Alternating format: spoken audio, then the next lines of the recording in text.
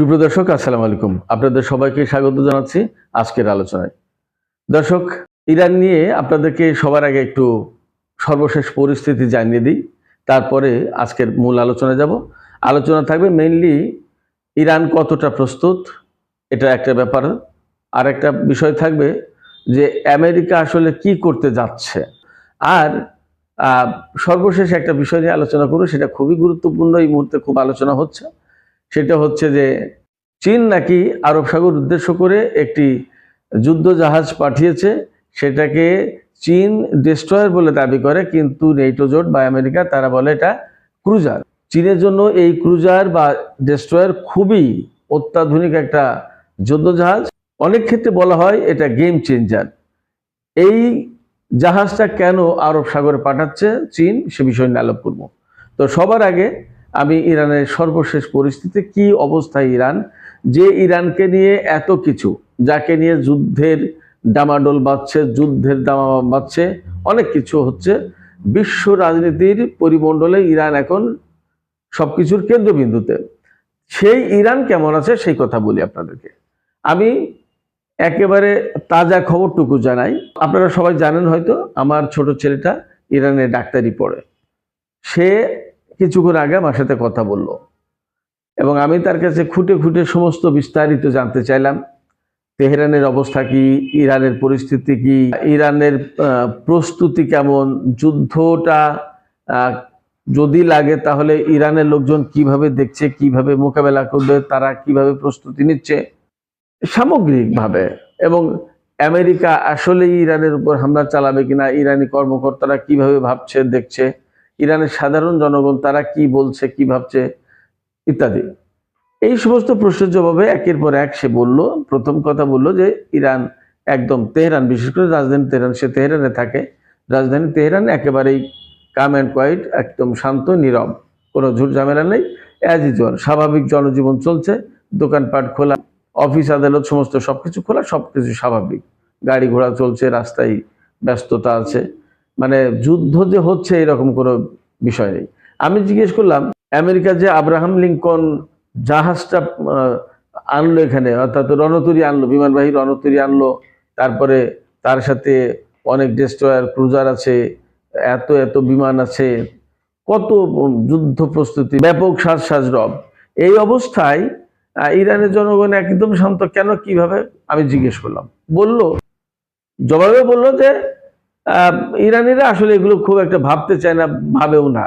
যখন জুন মাসে যুদ্ধ শুরু হয়েছিল তখন তো ক্ষেপণাস্ত্র মারছে ইসরায়েল, আর ইরানিরা তা শুটডাউন করছে, ইন্টারসেপ্ট করছে আকাশে, সেগুলো কেউ কেউ তাকিয়ে দেখছে।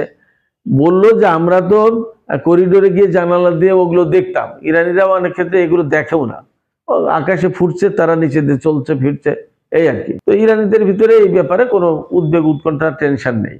ইরান তার দেশের ভেতরে থেকে শত্রুকে মোকাবেলা করবে, সেক্ষেত্রে ইরানের জনগণ অনেকটা নিরুদ্বেগ আছে এবং সামরিক বাহিনীর উপরে তাদের আস্থা আছে। তারপর আমি জিজ্ঞেস করলাম, যদি ইরানের সর্বোচ্চ নেতাকে শহীদ করে ফেলে তাহলে কি হবে? তখন আমাকে বলল যে কোনো কোনো সূত্র থেকে শোনা যাচ্ছে যে এই ধরনের সিচুয়েশন তৈরি হলে যাতে কোনো পাওয়ার ভ্যাকুয়াম তৈরি না হয়, ক্ষমতার শূন্যতা তৈরি না হয়, কমান্ড কাঠামোতে যাতে শূন্যতা তৈরি না হয়, তার জন্য অলরেডি একটা ব্যবস্থা করা হয়েছে। অর্থাৎ কে কার পরে কে দায়িত্ব পালন করবে, এরকম একটা কথা নাকি শোনা যাচ্ছে, বাট এইটা নিশ্চিত না। তবে এটা ঠিক যে যুদ্ধ পরিস্থিতি তো স্বাভাবিকভাবেই কমান্ডার বা নেতা, ক্ষমতা কাঠামো স্তর, এগুলো তো ঠিক করা হয় যে যদি কোনো কারণে যুদ্ধ হতো, যদি কোনো কারণে কেউ মারা যায় তারপরে কে দায়িত্ব পালন করবে, তারপরে কে দায়িত্ব পালন করবে, এই সমস্ত কথা থাকে। তো আমার ছেলে বলল যে এরকম একটা ব্যাপার আছে, বাট এটা নিশ্চিত না, মোটামুটি শোনা যাচ্ছে। আমি আরো জিজ্ঞেস করলাম যে ইরানের যুদ্ধ প্রস্তুতি কেমন? তো বলল যে প্রথমত ইরানের জনগণ বা ইরানের সরকারের পক্ষ থেকে যে পরিস্থিতি, এটাকে মূলত যুদ্ধের কোনো আলামত হিসেবে তারা ভাবছে না। ইরানি কর্মকর্তারা তারা বলতে চাইছে যে আমেরিকা মূলত একটা সামরিক চাপ সৃষ্টির জন্য, ইরানের উপরে ভয় দেখানো বা চাপ সৃষ্টির জন্য মূলত এরকম একটা সামরিক বিল্ড আপ করেছে, জাহাজ মোতায়েন করেছে, রণতরী মোতায়েন করেছে, বিমান টিমান দিয়ে একেবারে ভরে ফেলেছে। ইরানের উপর একটা মনস্তাত্ত্বিক, রাজনৈতিক, সামরিক চাপ সৃষ্টি করার জন্য। কিন্তু প্রকৃতপক্ষে আমেরিকা ইরানে হয়তো হামলা চালাবে না, ইরানিরা এইভাবে ভাবছে। তারপরেও যদি আমেরিকা কোনো কারণে হামলা চালায়, তাহলে ইরান যা করবে সেটা হচ্ছে যে তাদের বিপুল ক্ষেপণাস্ত্র ভান্ডার, ড্রোন নিয়ে এবং আদার আদার সামরিক শক্তি নিয়ে তারা একেবারে পূর্ণ শক্তি নিয়ে নামবে, যুদ্ধ মোকাবেলা করবে। এটা মোটামুটি ফাইনাল। এই ব্যাপারে আমি আপনাদেরকে একটা তথ্য জানাই। ইরানের খাতামুল আম্বিয়া ঘাঁটি, এটা আইআরজিসির কন্ট্রোলে থাকে সবচেয়ে বড় সামরিক ঘাঁটি, এটা তেহরানে। এই ঘাঁটির কমান্ডার তিনি বলেছেন আমেরিকা যদি হামলা চালায় তাহলে ইরান একেবারে সর্বশক্তি নিয়ে তা মোকাবেলা করবে এবং সেই জবাব হবে ভয়াবহ, অনুতপ্ত হওয়ার কারণ হবে। অর্থাৎ আমেরিকা যদি হামলা চালায় তাহলে সেটা একটা কম্প্রিহেন্সিভ একটা রেসপন্স পাবে ইরানের পক্ষ থেকে, সর্বাত্মক একদম পূর্ণাঙ্গ যুদ্ধ শুরু করে দেবে এবং আমেরিকার জন্য সেটা হবে দুঃখজনক, বেদনাদায়ক বা অনুতপ্ত হওয়ার মতো। তারা দুঃখ করতে বাধ্য হবে, যে ভুল করতে বা আফসোস করতে বাধ্য হবে যে কেন যুদ্ধ করতে গেলাম, এরকম একটা ব্যাপার। তো সেই জায়গায় আমরা নানাভাবে নানা রকমের কথা শুনছি, বিভিন্ন গণমাধ্যমে আসছে। একটা বিষয় আমি আপনাদেরকে একটু বলে রাখি, যে আপনারা যদি বলতে চান যে ভাই কোন গণমাধ্যমে এই খবর এসছে, ফ্যাক্ট হচ্ছে বিশ্বের কোনো গণমাধ্যমে এই সমস্ত খবর মোটা দাগে আসছে না খুব একটা।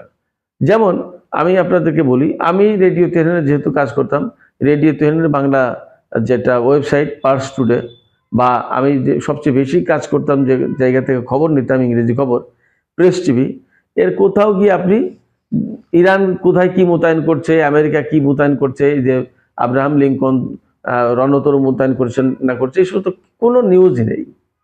তাহলে কি বলবো যে আমেরিকা বিমানবাহী রণতরী মোতায়েন করেছে?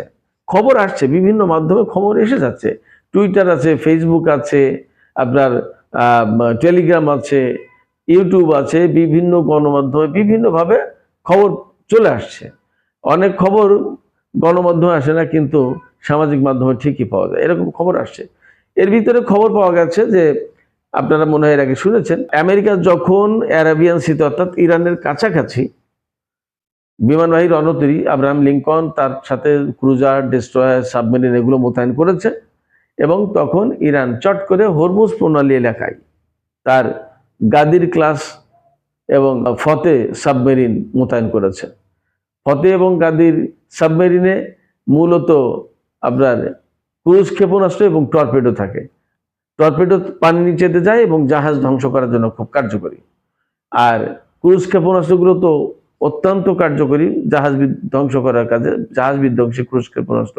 এরপরে ইরান ড্রোনবাহী জাহাজ মোতায়েন করেছে, এবং আমরা মোটামুটি কম বেশি সবাই বুঝতে পারি যে ইরানের সবচেয়ে বড় অস্ত্র হবে ক্ষেপণাস্ত্র এবং ড্রোন। তো ড্রোনবাহী জাহাজ মোতায়েন করেছে পারস্য উপসাগর হরমুজ প্রণালীর কাছে। এবং আরো খবর পাওয়া যাচ্ছে, আমি গতকালকের ভিডিওতে বলেছিলাম, আপনাদের নিশ্চয়ই খেয়াল আছে, যে উপকূলবর্তী এলাকায় তার নৌ শক্তি একদম মানে সমুদ্রের নিচেই তার নৌ ঘাঁটি আছে, সমুদ্রের নিচেই, সেখানে ড্রোন, টর্পেডো, ক্ষেপণাস্ত্র অনেক কিছু আছে। তো এছাড়া আমি আর একটা কথা বলেছিলাম যে ক্ষেপণাস্ত্র শহর বা মিসাইল সিটি যেটা ইরানের, এই মিসাইল সিটির সাথে ইরানের উপকূলীয় সমুদ্রের ভেতরে আন্ডারগ্রাউন্ড, আন্ডার ওয়াটার, যেটা আন্ডার ওয়াটার যে ঘাঁটি, নৌঘাঁটি, তার সাথে কানেক্ট করে ফেলেছে, যাতে খুব দ্রুতই মিসাইলগুলো তারা লোড করতে পারে, যাতে এই লোডিং টাইমটা খুব বেশি না যায়। যার কারণে তারা এক টানেলের মাধ্যমে মিসাইল সিটির সাথে আন্ডার ওয়াটার যে ক্ষেপণাস্ত্র ভান্ডার বা নৌঘাঁটি আছে তার কানেকশনটা করে দিয়েছে। ইরানের প্রস্তুতির বিষয়ে আমি কথা বলছি। এরপরে আরেকটা বিষয় আমার ছেলে বলল যে আসলে ইরান বিশেষ করে জুনের যুদ্ধের পরে কি কি বিল্ড আপ করেছে তা তো আসলে পরিষ্কার করে বলছে না, বলেও না, দেখায়ও না খুব বেশি একটা। এটা দিয়েই মূলত তারা চমক দেখাতে চায় যতদূর বোঝা যাচ্ছে। আর আরেকটা বিষয় আছে, জুন মাসে যে ইসরায়েলের বিরুদ্ধে ইরান যুদ্ধ করলো, তখন কিন্তু ইরান বলেছিল যে আমরা আমাদের যে সামরিক শক্তি, সেই সামরিক শক্তির মাত্র 20 থেকে 25%, অর্থাৎ 20 থেকে 25 ভাগ দেখিয়েছি। 100 ভাগের ভেতরে এইটা দেখিয়েছি, এখনো 75% বা 80% এটা শো করিনি, দেখাইনি, ব্যবহারই করিনি। এবং আপনারা খেয়াল করে থাকবেন যে জুনের যুদ্ধের সময় ইরান কিন্তু প্রথমে নর্মাল ড্রোন, ব্যালিস্টিক মিসাইল, কিছু কিছু পুরনো মিসাইল, ড্রোন এই সমস্ত ব্যবহার করেছে। শেষের দিকে হাইপারসনিক মিসাইল টিসাইল, উন্নত ড্রোন এগুলো ব্যবহার করেছে কিছু কিছু। তারপরে আরো নতুন অনেক কিছু আবিষ্কার করেছে বা টেস্ট করেছে ইরান, এবং সেগুলো কার্যকর, সেগুলো তো ব্যবহার করেনি। এবং ইরানি কর্মকর্তারা সবসময় বলে যে যুদ্ধ হলে শত্রুরা হতবাক হবে, অবাক হয়ে যাবে, বিস্মিত হবে। ইরানের হাতে কি কি আছে আমরা ঠিক পরিষ্কার না, তবে যে বিভিন্ন রকমের ড্রোন, ক্ষেপণাস্ত্র, সাবমেরিন, যুদ্ধজাহাজ এগুলো আছে এটা পরিষ্কার। এরপরে বিমান শক্তি অ্যাকচুয়ালি কি পেয়েছে রাশিয়া থেকে, চীন থেকে, এবং ইরানের নিজস্ব কি আছে এটা পরিষ্কার না। তবে মোটামুটি কিছুটা ধারণা পাই ইরান সত্যিই একটা চমক দেখাবে, এটা মোটামুটি ধরে নেওয়া যায়। ইরানের ভেতরে বিশেষ করে রাজধানীতে বা বিভিন্ন শহরে একটা বিলবোর্ড টাঙানো হয়েছে, তাতে দেখানো হয়েছে সেই রণতরী আব্রাহাম লিঙ্কনের উপরে ইরান ক্ষেপণাস্ত্র হামলা চালিয়েছে, এবং সেখানে ব্যাপকভাবে মানুষ, অর্থাৎ মার্কিন সেনারা মারা গেছে, সেখানে রক্তাক্ত অবস্থা আছে, এরকম একটা থিম, এরকম একটা ধারণা দিয়ে বিলবোর্ড টাঙানো হয়েছে। তার মানে দেখানো হচ্ছে যে আমেরিকা যদি যুদ্ধ শুরু করে তাহলে ইরান এই রণতরী, বিমানবাহী রণতরী বা যুদ্ধ জাহাজের উপরে ব্যাপকভাবে হামলা চালাবে, এবং তা কোনো মতেই ঠেকাতে পারবে না। এখন প্রশ্ন হচ্ছে যে ইরান যদি হামলা চালায় তাহলে কি আসলে আমেরিকার হাতে সেগুলো ঠেকানোর মতো কোনো প্রযুক্তি নেই? আমি বলি, ইরানের কাছে যে হাইপারসনিক ক্ষেপণাস্ত্র আছে, ফাতা 1, ফাতা 2 আছে সম্ভবত, তারপরে খাইবার শেখান, তারপরে খুররম শাহ 5, তো এই যে হাইপারসনিক ক্ষেপণাস্ত্রগুলো, এই হাইপারসনিক ক্ষেপণাস্ত্র মোকাবেলার প্রযুক্তি কারোর কাছে নেই। এবং ফাতা 1 দিয়ে গত জুন মাসের যুদ্ধে ইসরায়েলে হামলা করেছিল ইসরায়েলের আয়রন ডোম, ডেভিড স্লিং বা অ্যারো, যে সমস্ত ক্ষেপণাস্ত্র প্রতিরক্ষা ব্যবস্থা আছে, তা কেউ কিন্তু ইরানের ক্ষেপণাস্ত্রকে ধ্বংস করতে পারেনি। তার গতি এত যেটা আসলে কোনোভাবে কাজ করবে না, কোনো রাডার সিস্টেম বা কোনো ক্ষেপণাস্ত্র প্রতিরক্ষা ব্যবস্থা কাজ করবে না।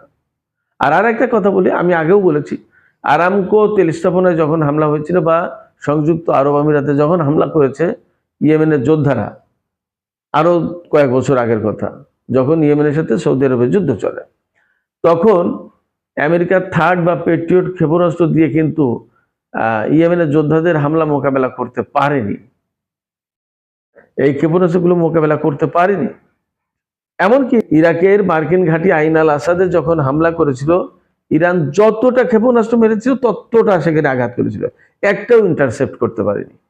এমনকি এই যে কাতারের যে মার্কিন ঘাঁটিতে যে যখন হামলা করলো জুন মাসে, যখন ইরানের উপরে হামলা করলো আমেরিকা, তখন হামলা করলো তো ইরান কাতারের মার্কিন ঘাঁটিতে, তখনও কিন্তু ইরানের ক্ষেপণাস্ত্রতে একদম ধ্বংস হয়ে গেছে কাতারের সেই ঘাঁটির কমিউনিকেশন সেন্টার।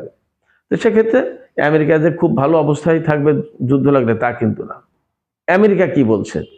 আমেরিকা বলছে, আমেরিকা আসলে এই মুহূর্তে যতদূর যা বোঝা যাচ্ছে দোটা নাই।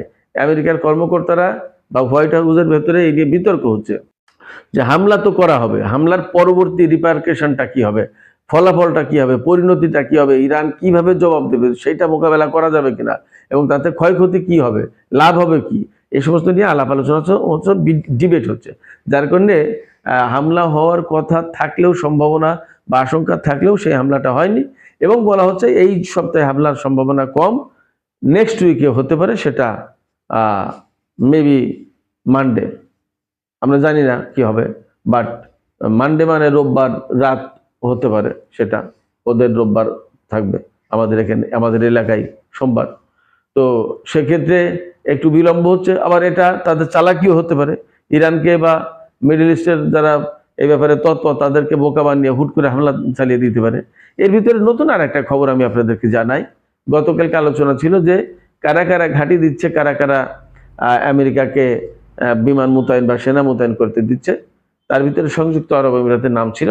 সংযুক্ত আরব আমিরাতের পক্ষ থেকে আজকে খবর এসে, গতকালকে তারা সংযুক্ত আরব আমিরাতের পররাষ্ট্র মন্ত্রণালয় সরাসরি ঘোষণা করেছে যে তারা কোনো মতেই তাদের আকাশ, পানি এবং ঘাঁটি, মাটি এর কোনোটাই তারা ব্যবহার করতে দেবে না আমেরিকাকে ইরানের বিরুদ্ধে যুদ্ধে।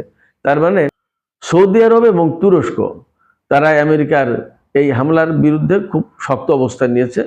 বাট আজকে আমরা জানতে পারছি যে সংযুক্ত আরব আমিরাত খুব শক্ত অবস্থান নিয়েছে, তারা হামলা করতে দেবে না, তাদের ঘাঁটি ব্যবহার করতে দেবে না। সেক্ষেত্রে এখন কুয়েত, বাহরাইন এবং জর্ডান থাকে।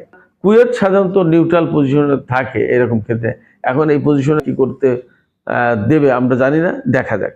তো আমেরিকার অবস্থা হচ্ছে এই, আমেরিকা যদি হামলা চালায় তাহলে ইরান প্রকৃতপক্ষে ভয়াবহ জবাব দেবে, এতে কোনো সন্দেহ নেই।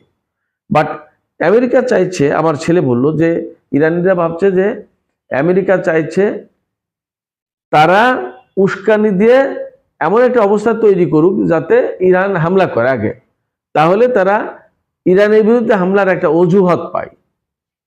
কিন্তু ইরানিরা সেই ভুলটা হয়তো সহজে করবে না। এমনও হতে পারে যে হরমুজ প্রণালী দিয়ে ইরানের তেলবাহী জাহাজ যেতে দেবে না আমেরিকা, ইরানের জাহাজকে আটক করবে। ব্যাপার যদি এমন হয় তাহলে ইরানের বক্তব্য হচ্ছে যে হরমুজ প্রণালী দিয়ে ইরানের জাহাজ যদি যেতে না পারে তাহলে কারোর কোনো তেলবাহী জাহাজ যেতে পারবে না, তারা ক্লোজ করে দেবে হরমুজ প্রণালী। তাহলে যুদ্ধ অনিবার্য হয়ে উঠবে। সেক্ষেত্রে সিচুয়েশন আসলে অনেক জটিল হবে। এবং হরমুজ প্রণালী যদি বন্ধ হয়ে যায়, তেলের বিরাট একটা সাপ্লাই, প্রতিদিনের বিরাট একটা অঙ্কের তেলের সাপ্লাই বন্ধ হয়ে যাবে, তাহলে সারা বিশ্বের অর্থনীতি মারাত্মকভাবে কলাপস করবে। সারা বিশ্বের রাজনৈতিক পরিস্থিতি, তেলের বাজার, অর্থ বাজার ভয়াবহ রকমের অস্থিতিশীল হয়ে উঠবে। এর দায় দায়িত্ব কিন্তু মূলত আমেরিকাকে নিতে হবে। এইটা তারা নিতে চাইবে কিনা, নিতে পারবে কিনা, সেটা একটা ব্যাপার। এই জায়গা থেকে আমরা বলি যে আসলে যুদ্ধের আশঙ্কা অবশ্যই আছে, কিন্তু না হওয়াটার সম্ভাবনাও রয়েছে। এই অবস্থায় আমরা জানতে পারছি চীন নাকি আরব সাগরে তাদের অত্যাধুনিক, সর্বাধুনিক 055 টাইপের যুদ্ধজাহাজ পাঠিয়েছে। এই যুদ্ধজাহাজ ভূমি থেকে আকাশে নিক্ষেপ করতে পারে এমন ক্ষেপণাস্ত্র আছে, তারপরে ব্যালিস্টিক ক্ষেপণাস্ত্র আছে, ক্রুজ ক্ষেপণাস্ত্র আছে, টর্পেডো আছে, এবং এর গতি হচ্ছে প্রতি ঘন্টায় 56 কিলোমিটার। আব্রাহাম লিঙ্কন যেটা এসছে আমেরিকার, তার গতিও 56 কিলোমিটার। চীনের এই যুদ্ধজাহাজের গতিও 56 কিলোমিটার, এবং এটা অনেক বড়। এটা লম্বা হচ্ছে 280 মিটার এবং চওড়া হচ্ছে 20 মিটার, মানে 40 হাত চওড়া। আর লম্বা হচ্ছে সম্ভবত 460 হাত হয়। এটা বিশাল, বিরাট ব্যাপার। তো এই জাহাজে ক্ষেপণাস্ত্র প্রতিরক্ষা ব্যবস্থা বা আকাশ প্রতিরক্ষা ব্যবস্থা আছে, এবং সে তার অবস্থান থেকে চারিদিকে 300 কিলোমিটার এরিয়া নিয়ে বিমান উড্ডয়ন মুক্ত এলাকা তৈরি করতে পারে। অর্থাৎ এই জাহাজ যদি পারস্য উপসাগরে মোতায়েন থাকে তাহলে 300 কিলোমিটারের ভেতরে জাহাজ উঠতে পারবে না, সিগন্যাল সিস্টেম টিস্টেম সব নষ্ট হয়ে যাবে চীনের এই জাহাজের কারণে। সেক্ষেত্রে সত্যি যদি চীন যুদ্ধ জাহাজ পাঠিয়ে থাকে, এবং শোনা যাচ্ছে বিভিন্ন মাধ্যমে যে পাঠিয়েছে, এবং তার বন্ধু ইরানকে রক্ষার জন্য, পাশে দাঁড়ানোর জন্য, যদি তাই হয়ে থাকে তাহলে এখানে কয়েকটা কথা বলতেই হবে যে সত্যিই বিপদের দিনে চীন ইরানের পাশে দাঁড়াচ্ছে খুব শক্তভাবে। প্রয়োজনে হয়তোবা যুদ্ধে জড়িয়েও যেতে পারে, এবং চীন এখানে অবস্থান যদি শক্তভাবে নেয় তাহলে আমেরিকা হয়তো হামলার দিকে নাও যেতে পারে। চীন একথা পরিষ্কার করে বুঝতে পারছে যে ইরানের যদি পতন হয় তাহলে সেই পতন বেসিক্যালি তার জন্য মারাত্মক রকমের ক্ষতির কারণ হবে। অতএব এই ক্ষতি চীন বহন করতে চাইছে না, ডেকে দিতে চাইছে না, বাধা দিতে চাইছে।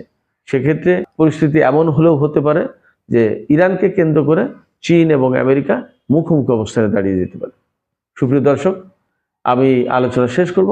আলোচনা শেষে প্রতিদিনের মতো আজও আপনাদেরকে বলবো যে চীন এবং আমেরিকা তাহলে কি মুখোমুখি অবস্থানে চলে যাচ্ছে? আপনাদের কি মনে হয়? এবং আপনাদের কি মনে হয় যে ইরান এইরকম একটা ক্ষমতা বা সক্ষমতা বা শক্তি রাখে? কি মনে হয় পারস্য উপসাগরে তাহলে কি একটা বড় রকমের যুদ্ধ হতে যাচ্ছে? কি মনে হয় আপনাদের?